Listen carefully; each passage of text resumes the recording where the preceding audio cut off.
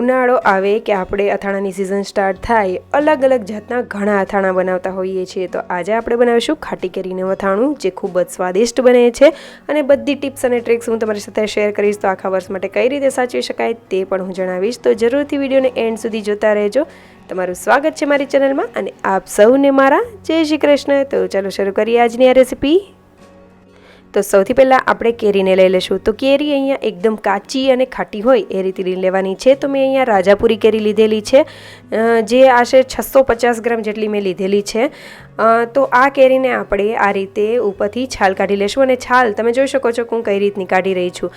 બહુ ઘસીને અંદરનો વ્હાઇટ પાર્ટ દેખાઈ જાય ને એ રીતે આપણે નથી કરવાની. આ રીતે ઉપલું પતલું એવું પડ નીકળી જાય ને એ રીતે કરીશું, જેથી કરીને તે બહુ કડક ન લાગે ખાવા ટાઈમે અને એકદમ ખાવાની મજા આવે એટલા માટે. હવે અને જો ઉપરનું જાડું પડ રાખીએ, ઘણા લોકો રાખતા હોય છે, પણ જેમ તે સુકાય ને ત્યારે તો જો ગળે નહીં ને તો એકદમ કડક એવું લાગે છે. પણ આ રીતે કરવાથી એવું જરા પણ નહીં થાય. હવે આપણે કેરીને આ રીતે ટુકડા કરી લેશું. સૌથી પહેલાં આપણે મોટા મોટા એવા પીસીસ કરી લેવાના છે. અને આ કેરીનું અથાણું જે છે તે ખાવામાં ખૂબ જ સ્વાદિષ્ટ બને છે. બહુ સરળ રીતે હું તમને શીખવાડીશ, તો જરૂરથી વિડીયોને એન્ડ સુધી જોતા રહેજો. અને આ જે કેરી છે તે બને ત્યાં સુધી એકદમ કાચી હોય ને એ રીતે લેવાની. મતલબ કે ઘણી વખત કેવું થાય કે ઉપરથી કાચી હોય પણ અંદર જરાક આમ પોચા જેવી લાગતી હોય કેરી. તો એવી કેરીની પસંદગી ન કરવી. એકદમ સરસ એવી કડક અને કાચી હોય ને એવી જ લેવી, કારણ કે આપણે આખા વર્ષ માટે રાખવાનું છે તો બગડી જવા ન કરે. હવે આપણે આ રીતના તેના નાના નાના પીસીસ કરી લઈશું. બહુ નાના પણ નથી, બહુ મોટા પણ નથી, એ રીતના પીસીસ કરેલા છે. અને ગોટલીમાંથી જે નાના નાના એવા જે ટુકડા નીકળ્યા હોય ને એ મેં સાઈડમાં રાખેલા છે. તમે જોઈ શકો છો કે આટલા નીકળ્યા છે અને કેરીમાંથી આટલા પીસીસ થયા છે. હવે આપણે એક તપેલીમાં તેને લઈ લેશું અને નાના નાના પીસીસ છે ને એને પણ આપણે એડ કરી દેશું. સાથે મેં 1 ચમચી જેટલું મીઠું અને 1 ચમચીથી થોડી ઓછી એવી હળદર એડ કરેલી છે. હવે બધી વસ્તુને આ રીતે ઉછાળતા એકદમ કોટ કરી લેશું. તમે જોઈ શકો છો આ રીતે આપણે કરી લેશું, જેથી કરીને બધી કેરીમાં મીઠું અને હળદર ચડી જશે અને સરસ એવું કોટિંગ આવી જશે.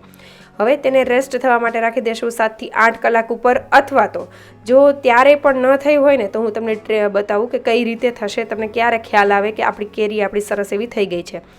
હવે આ રીતે રાખશો ને એટલે કેરીમાંથી પાણી છૂટું પડશે. અને કેરીમાં તમે જોઈ શકો છો કે પાછળનો ભાગ જે છે ને તે પીળાશ જેવો થઈ ગયો છે આ રીતે.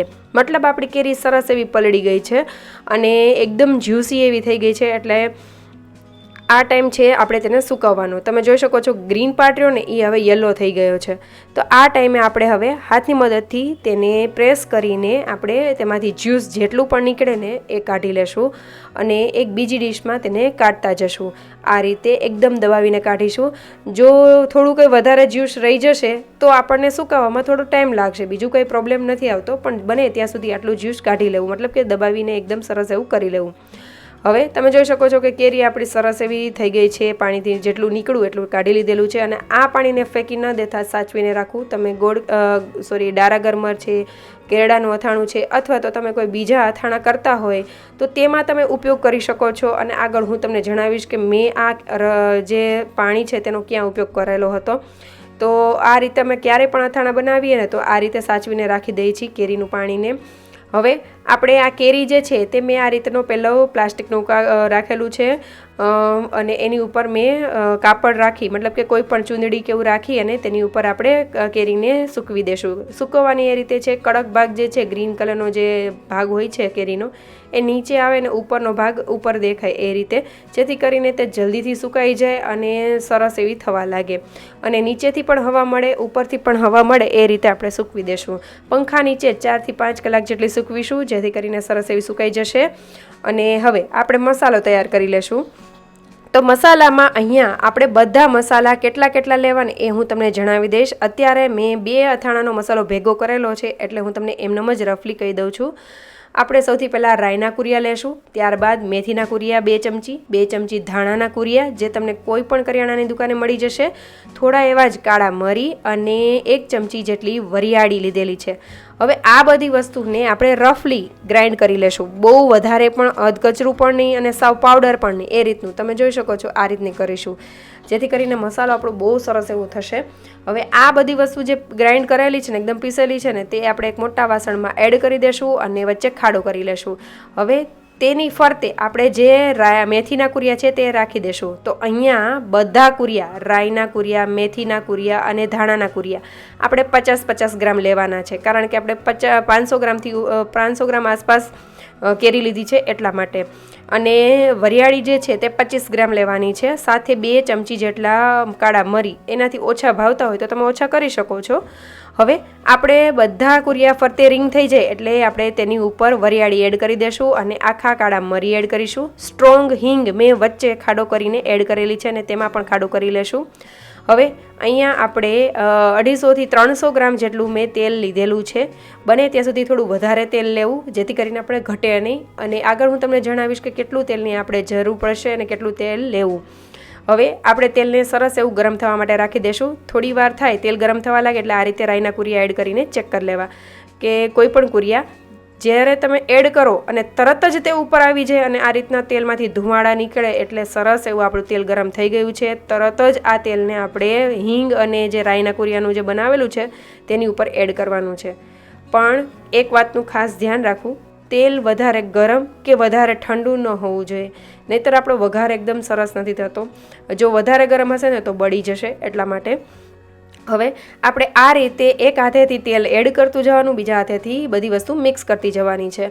તો આ રીતે આપણે કરતા જઈને સરસ એવું મિક્સ કરી લેશું એટલે સરસ એવા બધા કુરિયા તળાઈ જશે અને ઘરમાં સુગંધ થઈ જશે. બહુ મસ્ત એવી સ્મેલ આવે છે.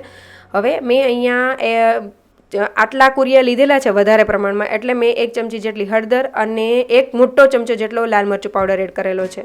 આપણે 50 ગ્રામ લઈએ છીએ એટલે અડધી ચમચી હળદર અને અડધો ચમચો જેટલો લાલ મરચું પાવડર એડ કરીશું. લાલ મરચું એવું એડ કરવું જે એકદમ સરસ એવું લાલ ચટક જેવો કલર આવે ને એ રીતનું.